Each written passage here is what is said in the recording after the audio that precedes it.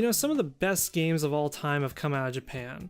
Hell, you could argue that Japan is the reason why gaming is the way it is today, seeing as how companies like Nintendo stepped in after Atari drove the American video game economy into a tree. Now, even though most people associate Japanese games with the anime-inspired JRPG trope, they've put out a lot of really wacky and strange games over the years.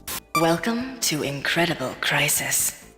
Incredible Crisis is a game about a normal Japanese family all trying to make it home early to celebrate Grandma's birthday. You play as each member of the family going about their day, attempting to make it home in one piece. It might be a regular family, but of course you can't call a game Incredible Crisis and have the game be anything but outrageous. You'll start off playing as Taneo?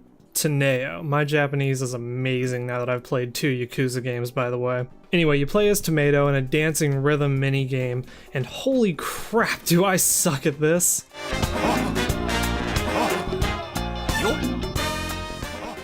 At least the music in the game is pretty damn cool. It was created by the Tokyo Ska Paradise Orchestra, and it fits the game's attitude and style fantastically. Admittedly though, I'm not very good at the whole rhythm thing, but I want to see what crazy stuff we can really get ourselves into.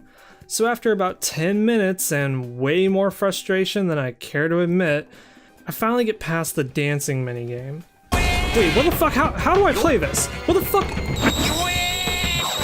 Are you kidding me? Game over? I have to do the dancing minigame again? Okay, you know what? No, I'm not doing this anymore. If I wanted to play a dancing game, I'd play Persona 4 Dancing All Night. At least that game is fucking fun.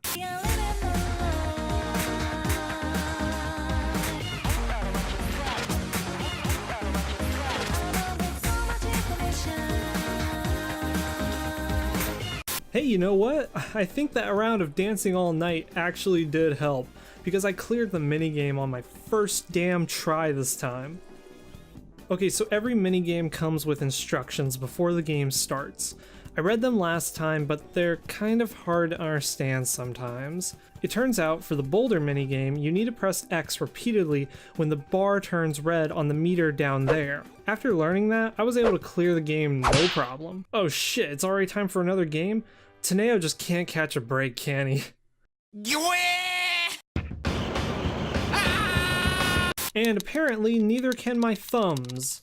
A lot of the games in Incredible Crisis rely on mashing buttons, so I hope you don't have carpal tunnel syndrome.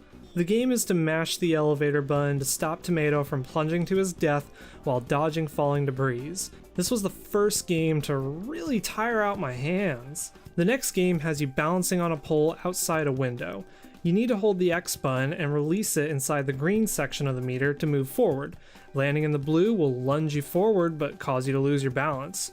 They reuse this concept in later minigames, and this isn't the only minigame that will make a second or even third appearance by the end of the game.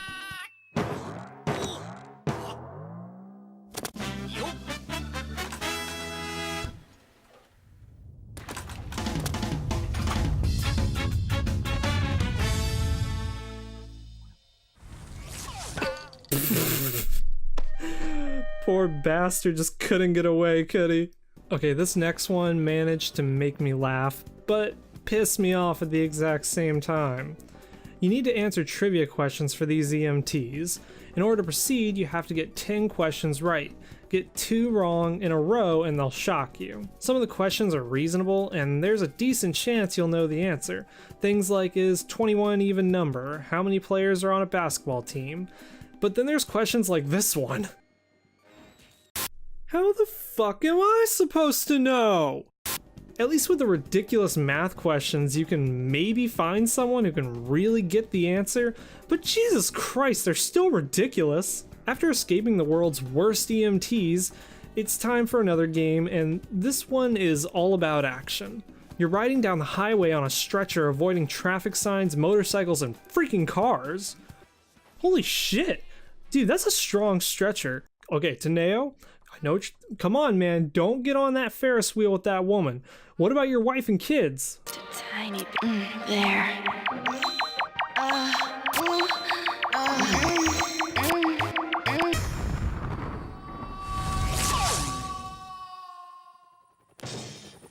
You see what happens when you get on rides with strange women, Taneo?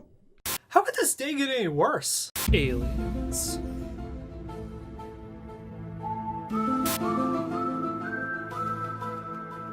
Yeah, so we're just gonna move on to the mom. Etsuko has some of my favorite minigames, like this one that's clearly an Indiana Jones reference. Hey, I guess the boulder chase was one too, now that I think about it. You need to put grocery items into a bag that matches the weight of the golden piggy. There's not a lot to it, but it was still really fun. After that though... Can I just go back to dancing all night? Okay, so it's kind of like Guitar Hero with falling notes that correspond to a button on your controller. Not too bad at first, but the problem comes when Boss Spider from Mega Man X shows up and starts diverting the notes to different lanes. Not to mention the game gets stupidly fast and complex. I had to rewatch gameplay footage of this part and memorize the entire sequence in order to get past it. After that, there's a chase sequence on a snowboard with some pretty jank controls, followed by a ride in a jet, dodging hangar doors, leading up to a battle with a giant teddy bear with the daughter Rurika's face print on it. What? You think I skipped something? No, not really. The next scenario is play with Tsuyoshi, the young son, and his section is the shortest and the lamest. He gets shrunk down to the size of a bug, which sounds like it's going to be cool and have all kinds of different possibilities for minigames. But no, most of his minigames are just reskins of past games that you played as Taneo. Lame. Finally, you play as Rurika. Her first minigame is pretty neat. You need to swap desks with other students to make it to the other side of the classroom so you can ditch class, all while avoiding your teacher throwing chalk at you. Why is this a thing? Do teachers really throw chalk at their students in Japan?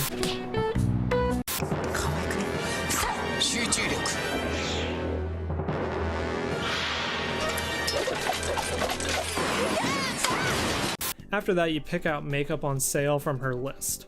Hardly what I call a minigame, but at least it isn't frustrating. There's this really disjointed section where you go into a karaoke booth, and it seems like there will be a minigame here, but it just sends you on your way after fading to black. Well, hey, it actually turns out there was a karaoke minigame here, but it was cut due to translation issues. Surprisingly, this only happened with one other minigame, being Taneo's last minigame, where you need to defuse a bomb on a runaway train. The instructions would pass by behind the train window, but they were all in kanji, so it would have been pretty difficult to change this to an alphabet for American or European audiences. But hey, the fact that this game got localized at all, I'll take just losing 2 minigames. Okay, so where was I? Oh yeah. What does it feel like to play, Simon? If you couldn't guess, the game is Simon Says. The TV feed will cut out and switch to different channels as the game's progressing, making it more difficult to memorize the pattern, but it's still just Simon Says. Grab a piece of paper and a pen if you're really having trouble, and write down the buttons and you'll be fine. The final minigame is escaping a wrecking ball on a bicycle with your little alien friend in the basket. And of course, it's a button mashing minigame.